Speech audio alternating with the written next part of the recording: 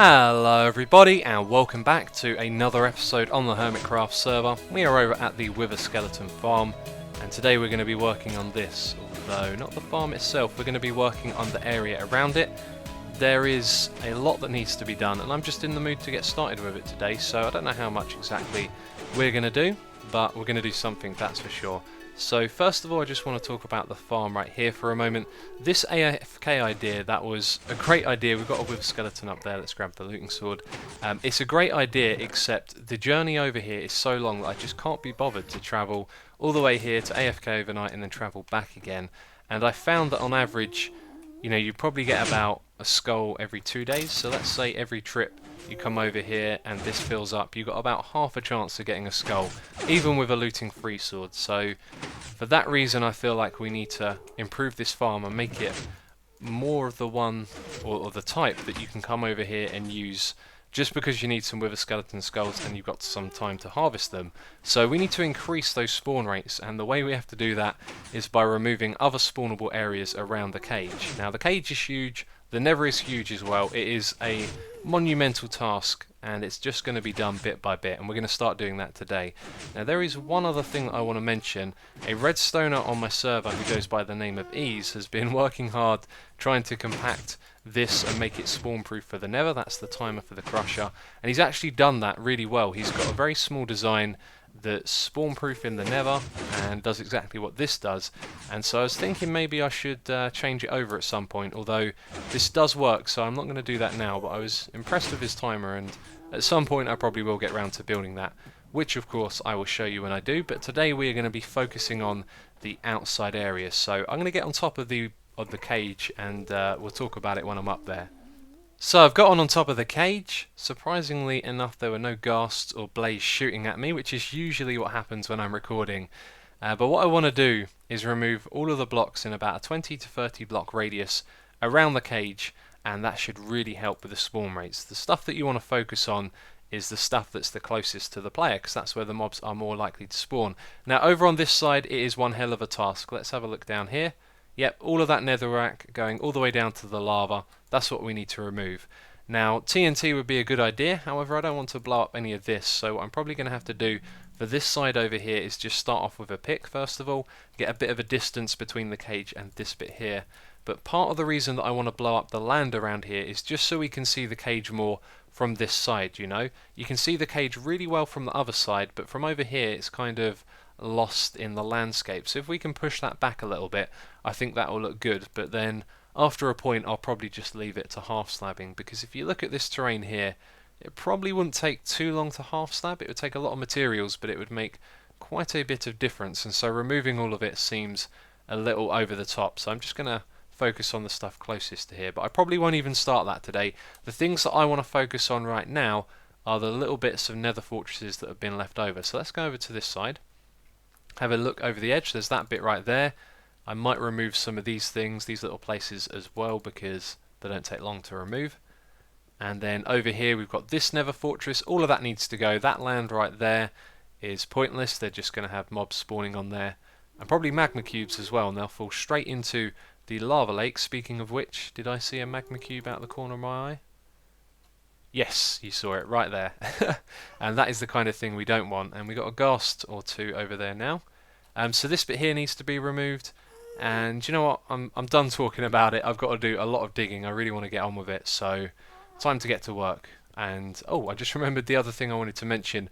I am in disposable mode. All of this right here is disposable. The only thing of value I have on me is my pick. So if I do get killed, then I've only lost one of these, which is actually quite a hit, because those efficiency 5 picks, they do take some time to make. It is time for an update. I have been busy removing block after block after block. I've almost gone through one pick, and I thought I'd show you what I've done. Now I focused on this side over here just because it's a little bit easier. The projects are a little bit smaller. So I removed that land that was up there on the side of that fortress. There was another fortress here, that's gone. There was one over there, that's gone as well. And you can just about see where the lava is, that there is an island there. There's a load over there, and I've kind of trimmed the edge of this a little bit as well. And all of this area, you can just have a look at where the lava texture changes. That's all of the area that I've removed. So overall, it's probably not more than I'd say maybe 300 or 400 spawning spaces compared to the thousands around here, but the thing is they are close to the cage, so they make a difference on this side. There's still tons of spawning areas on the other, but the thing that I want to do next is the fortress over here, and I've got to be careful because I only have one potion on me at the moment, so I need to use that to get back into the cage, and I want to go and have a look at the nether fortress, so I need to find a way up there first of all. So this nether fortress, it is very tall. Let's have a peek over the edge. Wow, that is a sheer drop down.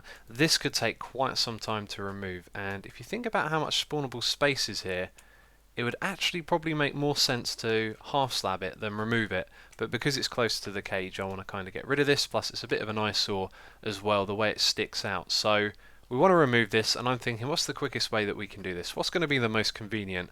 And I think if it's possible to instant mine the nether brick, then that's probably going to be the fastest way. So one of the things I want to do is grab a beacon and find that out, although I'm probably just going to go into a test world and do that. But my other thoughts are TNT. We could possibly plant down a lot of TNT, that might help with this, but I think that probably isn't going to be effective. Now TNT is effective with netherrack because it has a low blast resistance, so you plant some netherrack, some TNT, you set it off, and you get a huge area of netherrack that's been destroyed, so it makes a lot of sense. Now if we do that with nether brick, I think because of the high resistance we're probably going to get rid of a very small area, so it'd take us quite some time to plant down a lot of TNT to remove not as many blocks. Now one thing about this is it is hollow, so it could be possible that if we were to put, say, a TNT on this block here, then it would blast out a fair amount of the stuff around it, which means we could go through the corridor, you know, plant down loads of TNT in a row. Is there a wither skeleton down there? There is. I'm going to kill that guy and see if we can get a skeleton. So I think it's quite likely that the TNT isn't going to be the best way to do this, and if we can instant mine it, then that will be great. That will probably be how I end up doing it. But we don't know just yet. Let's kill this guy. He's coming for me. Keep some distance between me and him. Come on, give me a skull. Nope, I got nothing. Not even some coal, and now he's another skeleton. Anyway, I'm going to travel back to the overworld, back to base, and get ourselves that beacon and some TNT. So I probably should have gone into a creative world first to test the speed mining, but I completely forgot about that. I just grabbed the stuff that I needed and came back here. Now the beacons aren't working in this part of the nether, and I don't really know 100% how this works, but I have 127 loaded chunks, which I think is more than usual, and this means that the chunks above the nether have loaded. So if you don't know how beacons work in the nether, the basic idea I think is that if none of the blocks that have been naturally generated above where the beacon is, it treats it like there's no blocks there, and then the beacon beam extends. Now if you've been onto the roof of the nether and you've placed down blocks, or you've put down a torch and removed it, you've loaded the chunks above the ceiling, and then that stops the beacon from working. But you know, people have been on the roof of the nether on Hermitcraft, but I think that's over nearer the spawn area. So over here I haven't been onto the roof, so I don't know. Right, my heart just skipped a beat there. Yeah, as I was saying, people have been onto the nether, yeah, back at the spawn chunks, but not around here, so I don't know why it works, basically. And I've also brought some TNT with me, and I've just discovered that I don't have a flint and steel in my inventory, so I need to go and grab one of those. Do you know what? I'm pretty sure that I've wasted a lot of time travelling back and forth. The beacon failed. I'm pretty sure this is going to fail as well. Again, could have gone into a test world, but I just don't feel like doing that for some reason. Which isn't like me, I'm usually the first person to jump into a test world. So I'm curious to see if that's going to blow up any blocks around it. Ooh. That was so much better than expected. Wow, that's really good. Look at how much that took out. Oh, this is the way we're going to do it. This is the way we are going to do it. So right now I do not want a ghast to start shooting at me. Doesn't sound like there's any nearby. Now, do not try this at home. I am a professional. I have myself a fire resistance potion and a regeneration potion. Let's do this. This is probably the worst way to do it because those TNTs behind me, they could easily get sent in my direction. Let's drop down here. Actually, that went really well, didn't it? And let's go and have a look at all the blocks that are left over. That's not so bad at all. So now what we can do is a second run with the TNT down here. Do you know what? If you have a look at this, it just knocked out the roof, and I'm thinking that when we done it on the inside here, there were quite a few blocks that had nothing between the TNT and it. So where I've blown up the roof with that TNT, I think putting them in the middle here is going to do a lot more, because it couldn't get any of the stuff below it because that nether brick was in the way. Did that even make sense? I hope it did. Okay, this is another experiment that could go horribly wrong. In fact, this time I think it's more likely...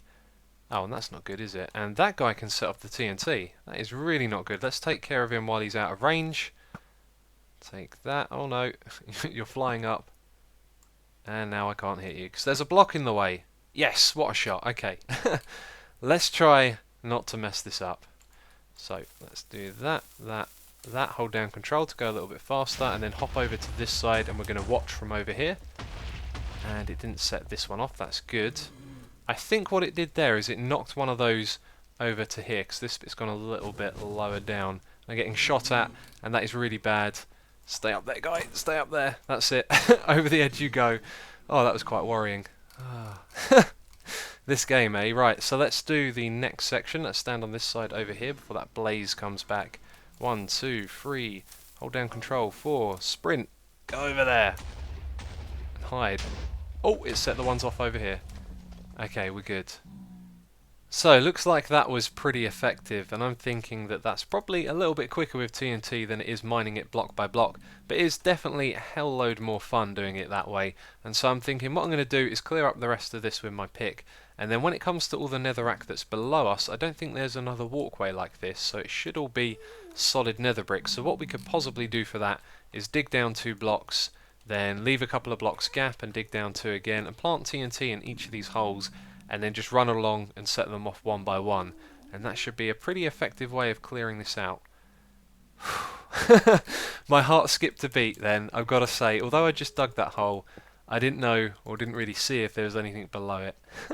So we've made a bit of progress over here with the fortress, and I was using the TNT mining technique that I talked about, and do you know what, it takes quite some time to do this. And there was also a little bit of fortress on the edge here. You can kind of see its footprint in the lava. It went all the way down to the bottom there. I removed all of that with TNT, and that took quite some time, and it made me think that, you know, we need to reevaluate what we're doing here, because all of that time spent moving the nether brick, I could have easily covered it in half slabs and then gone somewhere else and covered that in half slabs. So I've been looking at this, and I've targeted this bit here because it's quite close to the cage. But I think, you know, there's so much stuff over here that's close to the cage as well, and that is going to take even more time to remove, that it's really not worth it. The amount of time we're going to invest removing this area over here all the way down to the bottom just so we can see the cage from somewhere else is ridiculous. And most of the time, what are we going to be doing? We're going to be standing inside the cage, and we're not going to be outside. So I think it's a good decision to make, and I'm glad that I've made it early on before I started removing all of this stuff over here. Now there is a little trick that I want to try in the nether. I don't think I've ever seen anyone do this in the nether, and it's nothing new, it's just an x-ray, but I wanted to see what it looks like being inside the netherrack and seeing all the caves, because that is something we all need to do if we want to do half slabbing, and that is interesting. That would be possibly the comparator lights blinking on and off, although they don't provide light updates. Oh, that's strange. I don't know why that was flashing. I'm going to have to think about that for a moment, because like I said, the comparators don't provide an actual light update, but the torches do, so I bet it's the torches that made that happen. But that's cool, we got a blinking roof on our cage as well. So I just went all the way back down there to grab a couple of blocks of redstone, and all the way back up, which is something that I hate doing if I get to bring something with me. And then I get up here and I realise I've got TNT, which I can also use for this. But this is the X-ray machine I've done a tutorial video on, and Mumbo Jumbo actually discovered this. Let's do that. Oh, that is interesting. Cool, I haven't seen the nether like this before, so we've got a bit of fortress going through there. We have a blaze spawner there, I didn't know that. We've got one over in that direction, that's good to know. There's also a wither skeleton. I might go kill him and see if I can get a skull, because I haven't got too many of those. But you can see where the caves are here, and I think this is going to be a really good way of getting, you know, all those half slabs placed down. And I've just noticed we've got these lava blocks as well. So a while ago Dinnerbone changed it so that lava randomly generates in little pockets around the place, and you can see where they are all positioned now as well. And luckily nothing can spawn in those, otherwise they'd be really annoying, you know, lots of these little blocks everywhere where a mob could spawn or something like that. But all is good, it looks pretty good. It doesn't look like there are a tremendous amount of caves here, although there's some fortress we need to go and slab. And speaking of slabbing, what material are we going to do our slabbing with? Well, I would like to use smooth stone slabs because, I don't know, I like the way they look and I think it will make the nether look really cool having those everywhere. However, we need to think about what's available. That means taking tons of trips back and forth, and it is a long way to bring materials over here. And if we're going to do that, you know, we're going to place all of them down really quickly and then have to go back again. So I think nether brick makes the most sense. We've got fortresses to demolish, we've got chests of the stuff already, and we can make it out of netherrack as well. So we're probably going to cover everything in this. Now I think it's going to look really ugly, but I guess we won't know until I place some down. So I'm just going to put some down over here, and we'll have a look when I put down a couple stacks. So I gotta say, I think that looks a lot better than I was expecting, and you know what, I don't even know why I didn't think the nether brick would really work with the netherrack, because they're two quite similar colours. You know, we've got a lightish red and a more darkish purple. Well, when I say similar, you know, they both draw from red, so they fit together quite well, which is understandable. Now, one thing that I've done as I've gone around and placed these slabs is I've filled in little things like this, just because it's kind of nice to keep the natural contours of the nether. Now, as I've stated already, we're going to be inside the cage and not outside of it most of the time, but I think little details like that can make the difference. And we're not talking about, you know, terraforming and patching up a landscape, just the occasional place where the ghasts have, you know, destroyed the netherrack. We're going to tidy that up as we go along. So that was about six stacks worth of slabs. That took me about, you know, 5 to 10 minutes to do. I wasn't really counting, so I'm just gonna slab as much as I can. I'm gonna do as much as I can and come back soon. I don't know how much I'm gonna get done, but I think I'm gonna focus on this area over here first of all. So I finished doing, well, I can't say finished, this is a never-ending job really, but I've done a whole load of slabbing up the top, and then I started to think that where I am up there is a long way away from the player. Now it's close to the spawning area of the farm, but you know, mob spawning revolves around the player, so I thought, well, the area under the lava lake is going to have caves and it's going to have mobs spawning in it as well. So I've been doing some caving down the bottom, which I'm about to show you, but first of all I've been looking around and there is a lack of entities, like anywhere really. The most I see in one direction is about 9, and if we look down where the lava lake is, so that's for like magma cubes that have fallen in there, there is not a lot either, and I'm wondering what's going on there. Maybe the server needs a restart. But anyway, let's go down here and let me show you the progress that I've made in this little bit. We need to place a block here, lean over the edge, and then like that. There we go. So these slabs that you see right here, this is part of a cave that goes like that. It winds around into that area, and then off in the distance where you can barely see, it goes all over the place. You can see a few slabs just there. And so I've just finished doing all of that, and then I've come back here and looked at it, and it hardly looks like I've done anything.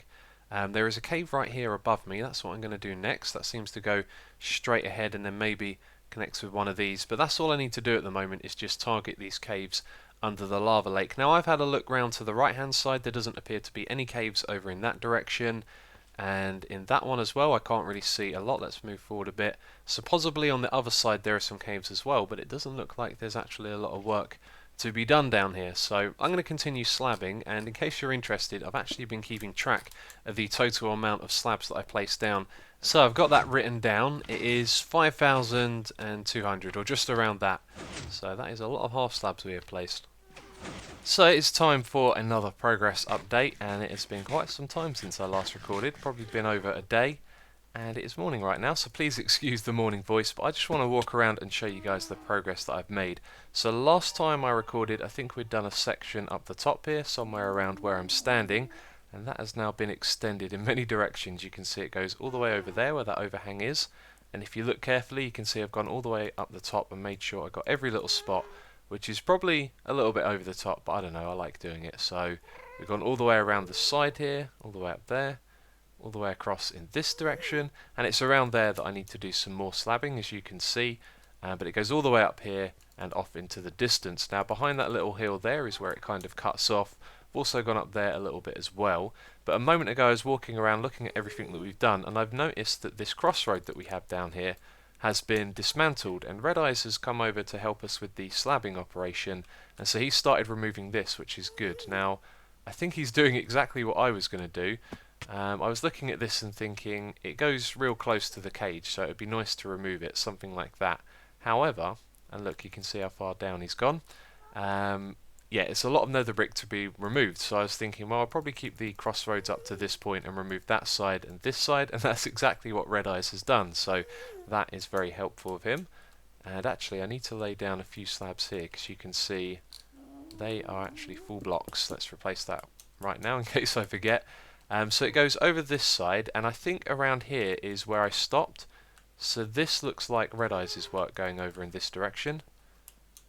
Yeah, this is all Red Eyes over here. I did not do this. And that seems to be about as far as it goes. Now, one thing you have to watch out for when you're doing this is ghasts, because now that we've put down slabs on everything, you'd think it would be ghast proof, but the problem is, when the ghasts fire at you, if they hit the netherrack, then they remove that, and then that becomes a spawnable space for magma cubes of all mobs, the worst one because they don't despawn, unless you go over 128 blocks away from the player. Yeah, so I've gone up there as well. Let's go over the other side and I'll show you where it stopped. There's also an area down below that I've done as well. I've been hitting up some caves and really been going crazy with this slabbing thing, and it hasn't really made much of a difference yet either, which is crazy. I feel like there's some sort of area that I haven't really located that's quite close to this, and it's possibly underneath this right here. But if we go over in this direction, I'm going to throw a pearl so it's a little bit quicker. This area here, it drops down, and I've been slabbing all of that down there as well. And let's take the quick way down. Yep, so I've got on this little area here. You can see there's a cave there I haven't started slabbing, and over that hill I haven't done much, and the other sides of these fortresses I haven't either.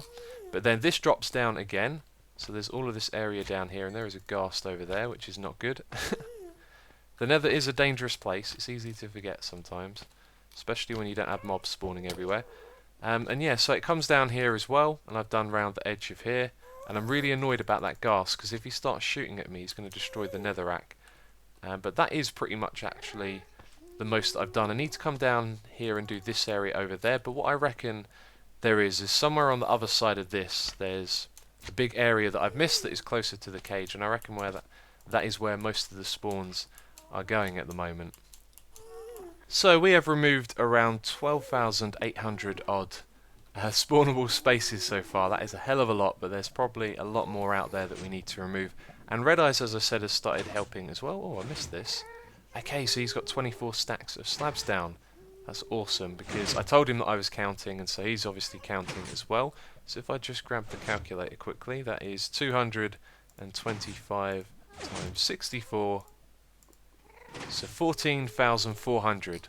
That is awesome. That is a lot of progress so far, and it barely shows, because when you come down here and stand around for a bit, it still feels like the rates are about the same as they ever are, but there's a lot more to be done in this area, that's for sure.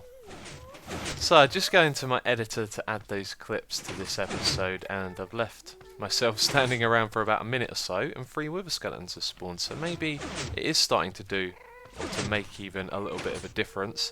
And you know what, I haven't done some AFK farming in a while. Generally I just come down here for a bit after half slabbing, there's nothing here, so maybe we need to do a proper test to find out how many of these things are spawning every so often.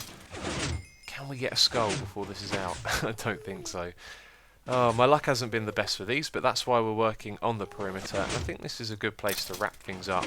We have made a lot of progress this episode, as you saw, with the help from Red Eyes. 14,000 spawnable spaces has been removed, and next episode we will go back to doing something else, maybe at the Wastelands or the new Hermit Town, but I hope you have enjoyed this Nether episode. It has been a lot of fun, and mainly just about half slabbing, but there you go. So, as always, thank you very much for watching, and I will catch you next time.